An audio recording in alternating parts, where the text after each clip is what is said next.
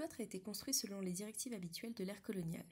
Il s'agit d'une construction quadrangulaire à 2 étages, formée d'arcades donnant sur une cour intérieure et une église attenante. La galerie du premier étage est formée par des arcs en plein cintre, soutenus par des colonnes coloniales de style toscan. Comme indiqué précédemment, les arcades du deuxième étage reposent sur des colonnes du même type et de la même hauteur. La galerie située au deuxième étage avait une simple balustrade en bois, mais c'est aujourd'hui le témoin de l'une des interventions sur ce bâtiment.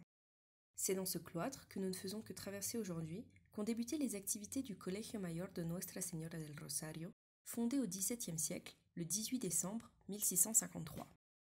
Ces dernières décennies, le cloître a été en partie restauré, mais conserve son architecture initiale malgré plusieurs tremblements de terre qui ont affecté sa structure. Cette construction, inspirée des anciens cloîtres universitaires espagnols, a été déclarée monument national en 1975, ayant notamment été le lieu d'événements principaux de l'histoire nationale colombienne.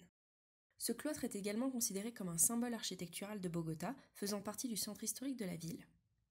El Rosario, en tant qu'institution, a été l'un des premiers centres d'enseignement supérieur à Santa Fe qui se maintient depuis plus de 363 ans.